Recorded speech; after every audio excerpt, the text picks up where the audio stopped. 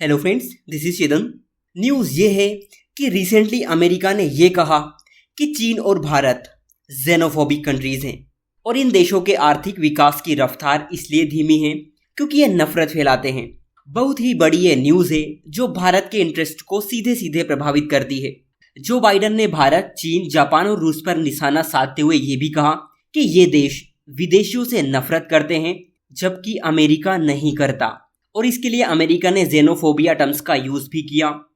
समझेंगे क्या है पूरी न्यूज़, जो बाइडन ने भारत और चीन के बारे में ऐसा क्यों कहा, इसके पीछे की क्या मंशा है और बहुत कुछ डिस्कस करेंगे। लेकिन इससे पहले आपके लिए क्वेश्चन है कि हिंदू मैरिज एक्ट किस ईयर का है? 1853, 1855, 1953 या फिर 1955? बहुत ही जरूरी एक्ट है क्योंकि सुप्रीम कोर्ट ने रिसेंटली इस पर एक बड़ा जजमेंट दिया है। ओके, एक्चुअली कहानी यह है कि जो बाइडन वाशिंगटन में अपने इलेक्शन कैंपेन कर रहे थे और उसी टाइम इन्होंने बड़ा स्टेटमेंट दिया। इन्होंने कहा कि चीन की इकोनॉमी क्यों बुरा प्रदर्शन कर रही है, क्यों इंडिया, रूस और जापान की इकोनॉमी परेशानी झेल रही है, कोज दे आर जेनोफोबिक, यानी ये देश नफरत फैलाते हैं। ये देश अपने यहाँ इमिग्रेंट्स यानी अप्रवासी लोगों से नफरत करते हैं, उन्हें बिल्कुल नहीं झेलते। फ्रेंड्स, यहाँ जेनोफोबिक का मतलब ये होता है कि एक देश के नागरिक दूसरे देशों के नागरिकों को नापसंद करते हैं। दूसरी ओर जो बाइडन अमेरिका की तारीफ करते हुए कहते हैं कि क्यों हमारी इकोनॉमी बहुत अच्छी ग्रो कर रही है, इसकी वजह है आप और हम, क्योंकि हम अप्रवासियों का स्वागत करते हैं। ये अमेरिका के प्रेसिडेंट जो बाइडन के स्टेटमेंट्स हैं, यानी इनका क्लियर ये कहना है कि भारत समेत चीन, जापान और रूस इमिग्रेंट्स से नफरत करते हैं।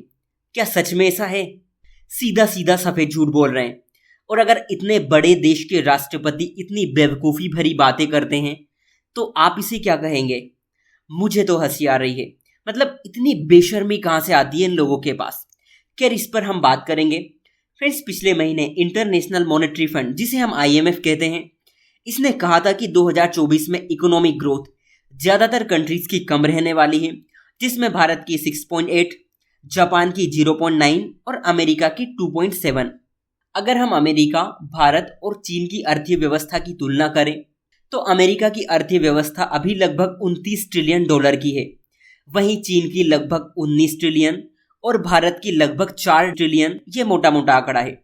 इस बात में कोई डाउट नहीं है कि अमेरिका में सबसे ज़्यादा फॉरेन वर्कर काम करते हैं। अगर आप 2020 की इंटरनेशनल माइग्रेशन रिपोर्ट देखेंगे तो वो ये बताती है कि अमेरिका में करीब 51 मिलियन प्रवासी लोग रहते हैं, वहीं जर्मनी में 16 मिलियन, सऊदी अरब में 13 मिलियन, रूस में 12 मिलियन, ब्रिटेन में 9 मिलियन, वहीं जापान में ये 3.5 मिलियन। हालांकि भारत में ये आंकड़ा काफ़ी कम है, लेकिन इसका मतलब ये नहीं हो जाता कि हम इमिग्रेंट्स से नफरत करते हैं। वहीं दूसरी ओर डोनाल्ड ट्रंप का ये मानना है कि इमिग्रेंट्स अमेरिका में जहर घोलने का काम कर रहे हैं। ट्रंप का तो ये तक कहना है कि अगर ये सत्ता में आते हैं तो ये सभी जरूरी स्टेट, लोकल, फेडरल और मिलिट्री पावर का यूज करके अमेरिका में अब तक का सबसे बड़ा डिपोर्टेशन ऑपरेशन चलाएंगे। बड़ा सवाल ये है कि अमेरिका ने ऐसा क्यों कहा? क्यों ये बेफालतू में इंडिया, जापान, चाइना को टारगेट कर रहे हैं? देखिए, इसके पीछे की वजह है घरेलू राजनीति। और आप सभी जानते होंगे कि अमेरिका में इलेक्शन होने वाले हैं, और जब भी अमेरिका में इलेक्शन होते हैं तो वहां पर इमिग्रेंट्स एक मेजर इशू होता है। जैसे कि आपने देखा होगा कि भारत में आतंकवाद, ठीक इसी तरह। अब मैटर यह है कि इलेक्शन में राष्ट्रवाद का मुद्दा वहां पर भी होता है, जिसका मकसद ये है कि वहां की जनता को देश हित के मुद्दे पर लुभाना। और ये लोग जो फॉरेनर वर्कर्स होते हैं उनको घुसपैठिए की नज़र से देखते हैं, और उनके साथ क्या होता है वो पूरी दुनिया जानती है।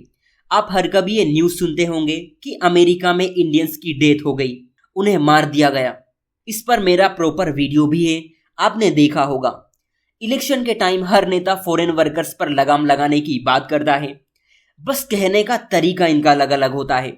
ट्रंप कहते हैं कि वो अमेरिका में किसी भी विदेशियों को नहीं घुसने देंगे, वही जो बाइडन इसी मुद्दे पर दूसरी कंट्रीज को बदनाम करने की कोशिश करते हैं, जैसा कि अभी कर रहे हैं, और कहते हैं कि ये कंट्रीज जेनोफोबिक हैं, ये देश हमारे लोगों को घृणा की नज़र से देखते हैं, नफरत फैलाने का काम करते हैं। लेकिन ऐसा कुछ नहीं है।